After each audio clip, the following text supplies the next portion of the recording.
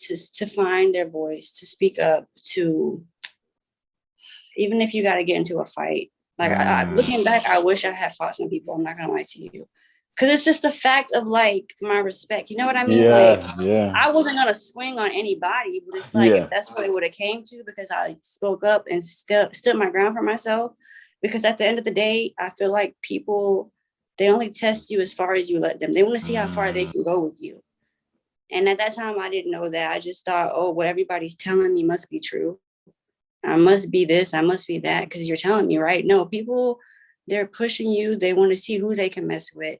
So just let them know that it's not you. Like, just say something, like say something. And I don't know, like I said, it's easier than said and done.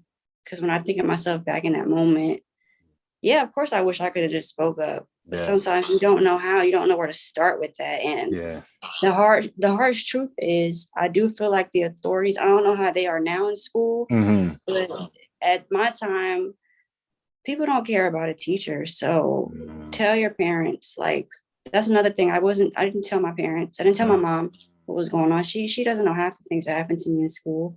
So be vocal, speak to your mom, speak to your dad. Tell your siblings, like, let people know what's going on with you. Don't suppress it, because it carries with you. It carries with you. And you're going to be like 20, my age, trying to fix it right now, you know? So nip it in the butt as soon as you can is what I would say. Like, don't let that stuff ride. Do not let it ride, because like I said, I feel like people, they just want to see who they can play with and how far they can take it for no reason. Some people are just mean for no reason. That's the harsh reality. Yeah, so people do stuff for no reason. But yeah, that would be my advice, is to speak up and be vocal about it, even if it's with telling your family first. Because when I finally did tell my mom, we were in school, we were swapping high schools, but there was one high school, like, I got so sick of being picked on. And my sister, she was going through stuff, and we finally told our mom, and my mom pulled us out of that school and switched us to another high school immediately. Wow. So I was relieved that, you know, we had finally said, this is going on. We're not happy here. And you never know how people are going to be willing to do it, what your parents are going to do. You know, even if all they can do is remove you somewhere else, at least you don't have to do it no more. Instead of just don't keep it to yourself. That's what I would say. Man, I'm so glad you shared that aspect of bullying with me, because again, it's something that I think a lot of people need to hear. A lot of people don't know how to deal with. And I know I mentioned someone, you know, your age back then, but bullying happens. It can happen well into your adult years. You know what I'm saying? Like, yeah. And we're gonna get into it. We're gonna get into that. We're gonna get into Wendy's. We're gonna get into we're gonna get into it. But it can happen. It can try to show his head again. People try to, you know, they try to test you. And it's like, okay, you know, like, you know, so there's ways to handle it, but it's something I don't think you ever really can get away with. I think it can happen at any stage of life. So, okay. So fast forwarding back to the military. All right. So we're not in the military. You're entering, you're in this boot camp, your phone and got taken away. You only got your payphone and in the middle of the, I don't know, a sand lot or wherever you're at. And you just sitting there and, you know, doing push-ups and stuff. So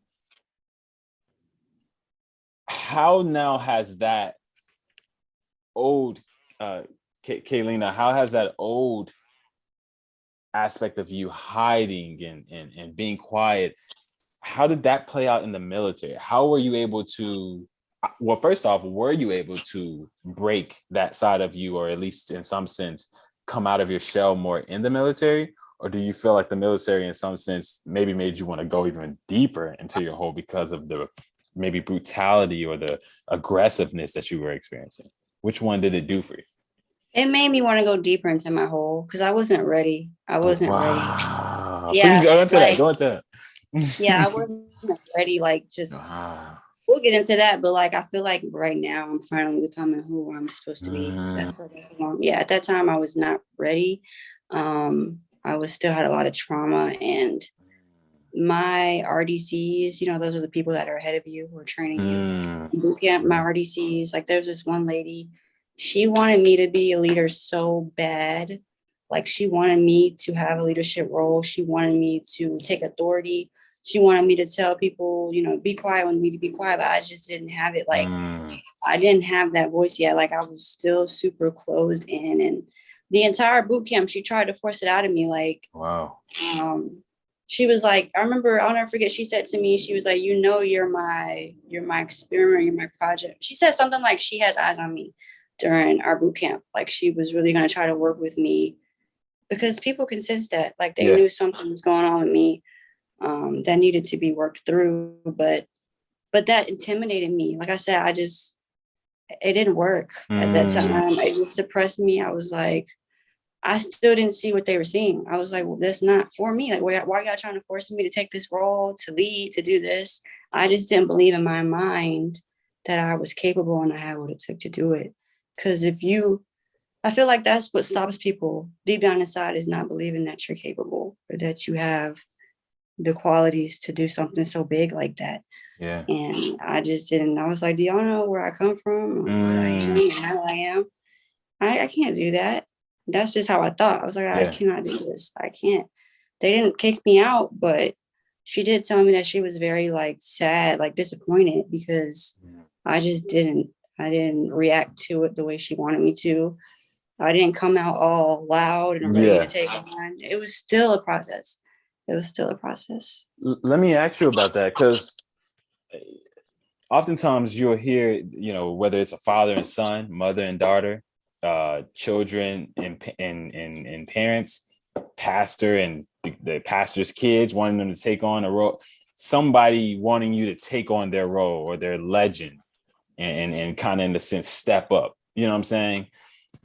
When there's situations like that, do you feel it's appropriate for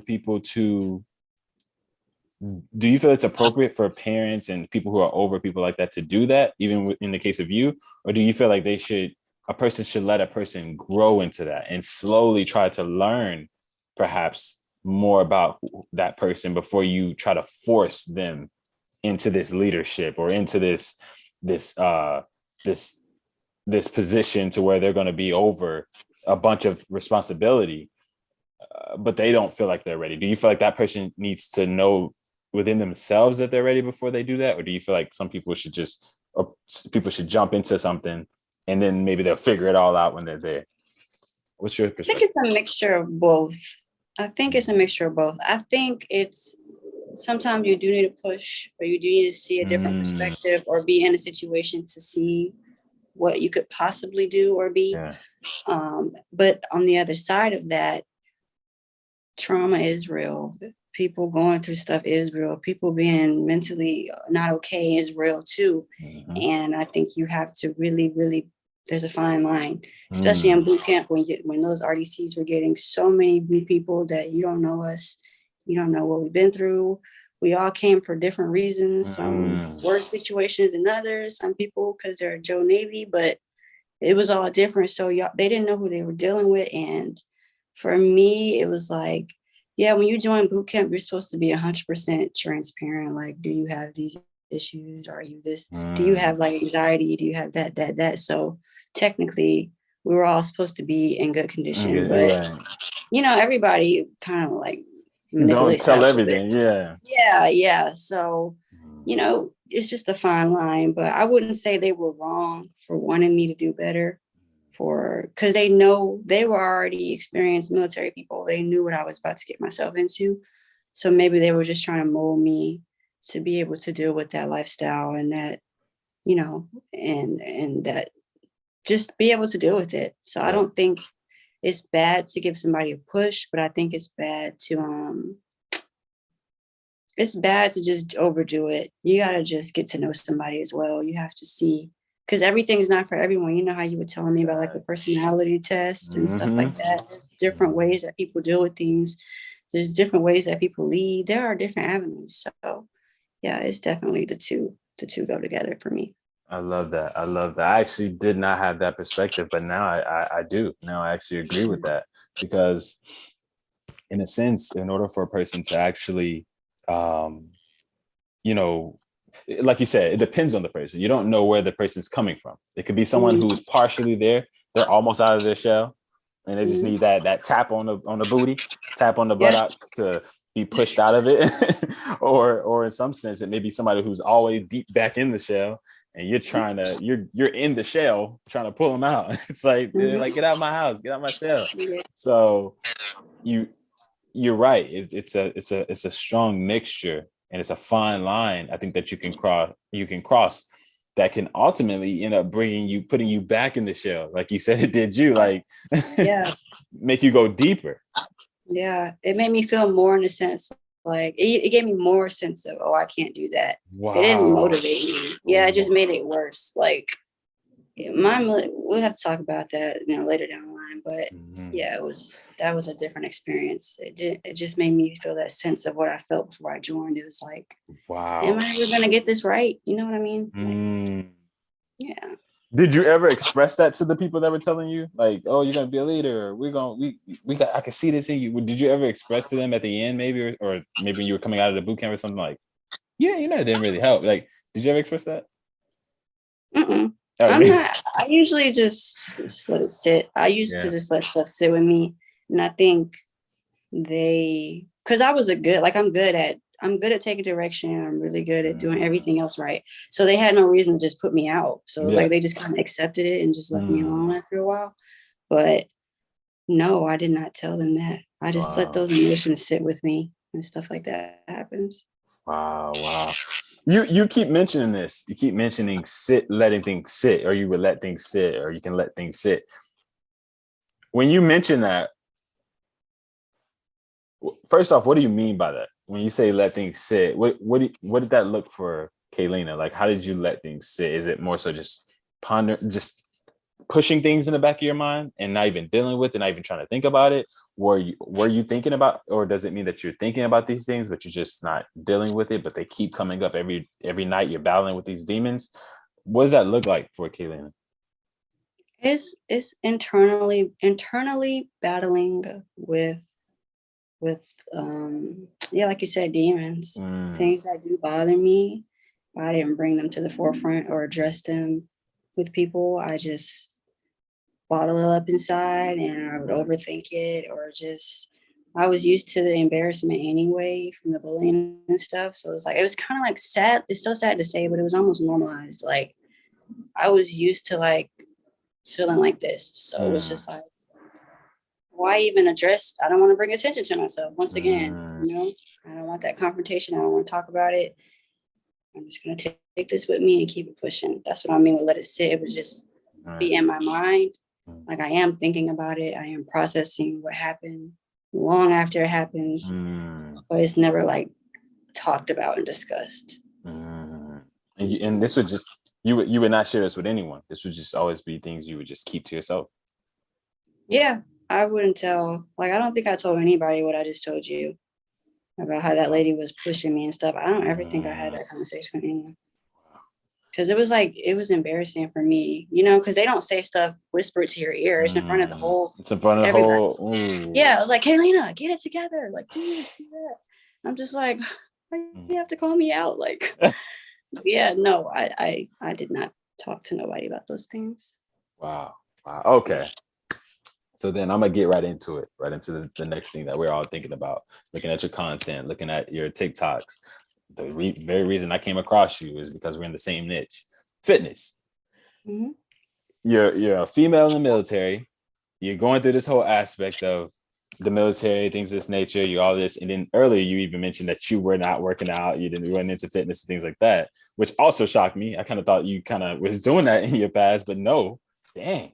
So where the heck did this, like, was it the military that in a sense like woke that fitness aspect up about you? Like, where did the fitness come in? Was it the military, the push-ups? Because again, that kind of shrunk you into your shell in regards to coming out more.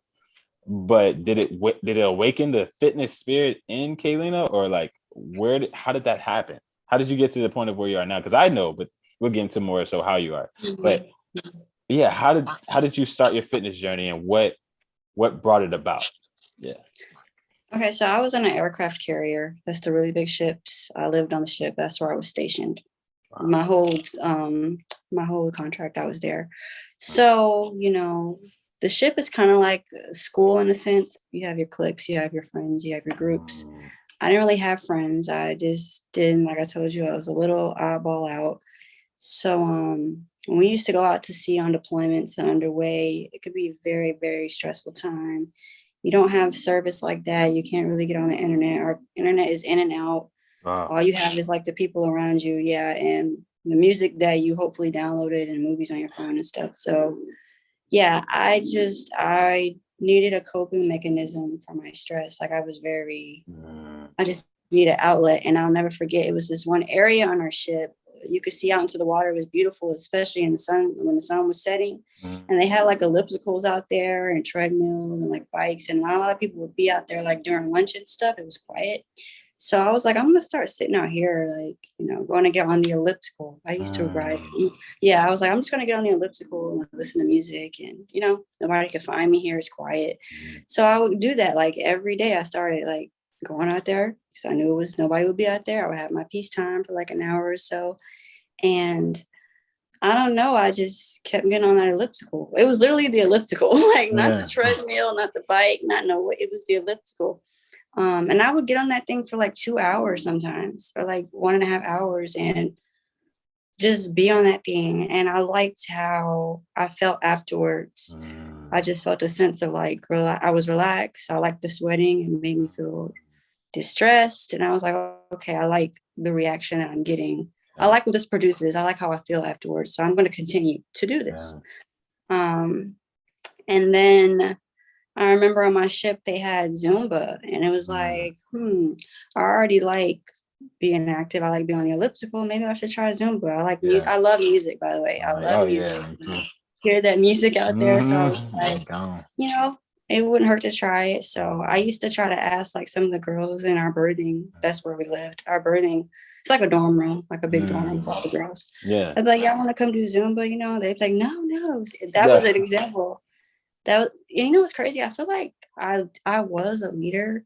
I just didn't notice it. Like, because I'm gonna tell you, with the Zumba thing, Zumba became so big on my ship, but I was literally like one of the first people to go out there. People didn't want to go out there. They thought it was embarrassing. They didn't, you know, people didn't want to be seen like dancing in the middle of the. It was like this big open space, yeah, and nobody would come out there with me. And there was this one girl on the ship. She was like my best friend on there, and she refused. She was like, I don't want to do that. That's not cool. I guess it wasn't cool. And then she was like, you know what? I'm gonna go out there with you. One day she went out there with me, and she was like, you know what? This is actually kind of fun. I was like, yeah, it's a lot of fun. Listen to music, you know. We don't have I was like, it's fun. So she was like, okay. So she started coming with me more, and then people started catching on. And then like towards the end of our deployment, I could not make this up. It was so many people out there. The music, they started changing the playlist. People started asking the lady, hey, are you doing Zumba, you know, tonight? It was like a club. It became like an event. A club. Yeah, like it became like this big thing. And it was like, but all that to say is like how I got into it was, it started with like me just liking the feeling, what it was producing internally for me. It had nothing to do with how I was looking, or I wasn't paying attention to any of that. I just loved the endorphins, I guess. It was fun. I was having fun. And you said, no, go ahead. Go ahead. Oh, no, I was just going to say, like, we also had, like, these 5K races, like, when we would pull into, like, foreign ports. Our ship would try to do events, you know, to keep the morale up, and I would join them. I was like, I like already been on that dang elliptical. I want to learn how to run. It was like a step by step. So I started running from there, started doing the 5Ks. And, you know, you would get like a shirt and something cool. Like I still have my hoodies and stuff to say that I did this in that country. Yeah. So it was like, but I kept doing them really just to, like I said, I didn't hang out with people a lot. So it was like a pastime. It was a way for me to, you know, cope. And I liked how I felt. It made me feel good. That is amazing. And you said toward the end, the Zumba class was packed. Packed. I wish we could record. I didn't think to record because we didn't have much service. But I should have documented my experiences there. Like it was packed. Like it became a thing. Like people who were so quote unquote like popular or whatever. They were even out there, like guys were out there. But I will never forget when I was first out there, people were looking at me like I was crazy because it was like one or two of us. It wasn't a lot of people. And I remember somebody telling me, like, I know Kaylina, like, she's out there every single class. Like, I've always had that showing up thing. Like, I was there every class. Like, I didn't miss one because, in a sense, I felt like it was all I had. Like, I built that connection with like being active and, you know, moving around and moving my body and stuff. But yeah, it was huge. It was a big deal. And that happened twice, actually, on my second deployment too. Yeah. What the heck? Hold on. What was the second one? What's this one? So I've done 2 deployments. So the first one was when the Zumba thing happened. And then the second deployment, I was going through a breakup. I went through this horrible breakup. I was so heartbroken. And right after the breakup, we were going on a deployment. Okay. And I was like so upset because me and this guy, we were on the same ship. So I was going to have to see him like all the time. We worked in the same vicinity, the same department and stuff like that. So I was going through a really, really rough time. And I didn't know. I was like, I don't know what to do. So there was this guy, he was a personal trainer, or they call them CFLs. He was a trainer and he used to run track and stuff. And I noticed that he worked out during around lunchtime by himself. And I asked him one day, I was like, I need to train. Like, can you train me? I just asked. I was like, can you train me? I didn't know anything about weightlifting. I didn't know. I was doing like all the cardio and stuff. Yeah. And I was like, can you just, start training me? He was like, sure, I could do that. So he started training me during the afternoon. And then some people that I worked with, they noticed that I was going out there and they were like, do you work out with this guy during that time? And I was like, yeah, I do. And then they was like, oh, so can we come, blah, blah, blah. And I was like, yeah, I'm sure he wouldn't mind you guys coming. So that turned into like him ended up having 2 classes. Like he became an instructor for the afternoon. Wow. And then he started a night class. And I went to both of them. Like he started a night class too. And people were like, they just saw me working out with him. And it became like a big, he ended up being like a huge deal during deployment. And he got a lot of people in shape. And for him, it was a great success. But I asked him first. I was I was about to say. I asked him literally first. Yeah. I was like, can I work out with you? Oh, and he was like, yeah, you can. And I got so strong. I had gotten so strong. And people were very impressed. Like, he was like, I don't know if you know anything about track and field, but they're into like high reps of like push-ups. And, like he was giving us like 50 or hundreds. It was high numbers. Eventually I was doing like 50 push-ups. I was hitting high numbers. I probably couldn't do that now. But we were getting really, really, really in shape because he was that type of trainer. He was really into like high reps, like pull-ups, high intensity training and stuff like that. But people started to catch on. It was like, but at first people were looking at me like, and there was even like people on my ship who would say like shady stuff about me. Once again. That's amazing. Man. That's amazing. And what I'm seeing here is that you're that spark. Every single time something would happen, you would be that spark, that fire, that little spark that was lit, and then everybody started to see the fire and gather around it. And I resonate with that so much because I've told you, like when I'm hearing you and hearing you describe yourself in a sense, I oftentimes kind of hear myself, Really? and I know absolutely because it was the same way with me in every single thing too. Like again, I told you I never really was bullied, but there would be situations in which even in class, even the negative or the bad guys, they would, in a sense, watch me, and they didn't necessarily understand what I was doing or why I was so different. But again, same thing with you. It was easy for me to get to talk to the girls or to, in some sense, engage with them and all this stuff. And they would try so hard, being all loud and obnoxious. And I'm, but I'm just genuinely being myself. But it would just be this. Maybe it's that gravitation of difference that people like you said, in the sense that makes them curious and wanting to know more about this person. In college, it would have the same thing in college. I didn't like to cheat on tests. I'm someone that like loves to do things the hard way. If I fail, I fail. Like I'd rather fail and take that accountability, but don't Don't sit here. You ain't gonna sit here and tell me that I cheated, or don't help me if I'm not supposed to be getting help. Let me do this. I've always been that way. And there'd be a few guys that would be cheating on like certain tests. We would be in like was it bio 2? We'd be in bio 2 and they got all the answers on calculators, acting like they pushing the numbers, and they'd be showing each other and all that. But they would be they would get pissed at me for not wanting to, like, just kind of follow along with it. They'll be hitting me, Trey, bro, just why you not? And then I'll fail the test. They like, all of them got A's or B's, and I'm just like, yeah, I mean, I'll take it. But I end up passing the class. Like, ultimately I worked myself there, and they just didn't understand that. So going back to you, and just why I said that I saw that aspect was because I would see that sense of leadership where you would do something, people would catch on, and oftentimes that would happen with me too. People would hit me up in like a D12 messenger or something, asking to be on my team or in my group or something of that nature, because they just wanted to. I mean, honestly, I don't know. Like, I guess they saw it. It would be these weird things like, why y'all hit me? I ain't the teacher. Chair, is it, is the class today? What happened to the assignment? The assignment's not on. I was like, the assignment's not on here. I'm like, what are you talking? I'm just like you. Like, I don't know. Like, but they would see that.